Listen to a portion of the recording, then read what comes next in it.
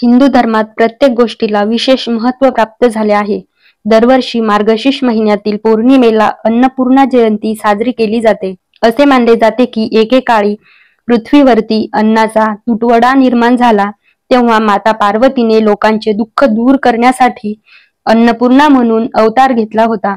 अन्नपूर्णा जयंतीच्या दिवशी माता अन्नपूर्णेची मनोभावे पूजा केल्याने घरामध्ये कधीही अन्न, पाणी आणि पैशाची कमतरता भासत नाही. आपल्याला अन्नातून जेवण मिळते, म्हणून आपण कधीही अन्नाचा अनादर करू नये किंवा त्याचा नाश करू नये.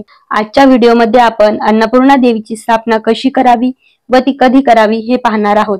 असे म्हणतात, अन्नपूर्णा मातेची जी मूर्ती आहे ती मुलींनी आपल्या माहेराहून आणायची असते. मार्गशीर्ष महिना हा अन्नपूर्णा मातेच्या स्थापनेसाठी अतिशय शुभ मानला जातो. इथे मी एका ताटामध्ये अन्नपूर्णा देवीची मूर्ती ठेवलेली आहे.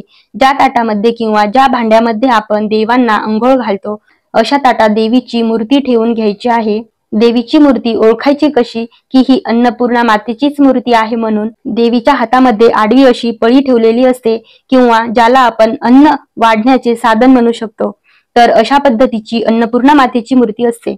अन्नपूर्णा मातेच्या मूर्तीला आणल्यानंतर लगेच आपल्याला देवघरामध्ये ठेवायचं नाही, तर सगळ्यात अगोदर आपण जिथे स्वयंपाक करतो तिथे देवीच्या मूर्तीला आणायचं आहे. स्थापना करण्यापूर्वी आपल्याला पंचामृताने अभिषेक करून घ्यायचा आहे. अन्नपूर्णा देवी आपल्या स्वयंपाक घरात किंवा धान्याच्या ठिकाणी वास करत असते, तर आपली मुलगी ज्या घरात जाणार आहे त्या घरात धान्याचा आणि पाण्याचा कधीही तुटवडा पडू नये यासाठी अन्नपूर्णा मातेची मूर्ती मुलीसोबत दिली जाते. एकेकाळी पृथ्वीवर अन्नाचा तुटवडा भासला होता, तेव्हा सगळे देव म्हणजे ब्रह्मदेव आणि विष्णुदेव हे भगवान शंकराकडे गेले तेव्हा ते ध्यानमुद्रेत होते. त्यांनी ध्यानमुद्रेतून त्यांना जाग केलं आणि त्यांना सांगितलं की पृथ्वी तलावावर अन्नाचा खूप मोठा तुटवडा पडला आहे. त्यावेळेस माता पार्वतीने अन्नपूर्णाचे रूप धारण करून पृथ्वीवरचा जो अन्नाचा तुटवडा होता तो दूर केला. म्हणून प्रत्येक घरात अन्नपूर्णा मातेची मूर्ती ही असलीच पाहिजे. अन्नपूर्ण सदापूर्ण शंकर प्राणवल्लभे ज्ञान वैराग्य सिद्ध भिक्षाम देहीच पार्वती.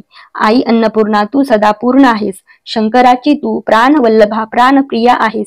मला ज्ञान आणि वैराग्य प्राप्त होण्यासाठी भिक्षा वाढ, अशी आपल्याला अन्नपूर्णा देवीची प्रार्थना करायची आहे. मंगळवार किंवा शुक्रवारी तुम्ही अन्नपूर्णा देवीची स्थापना करू शकता.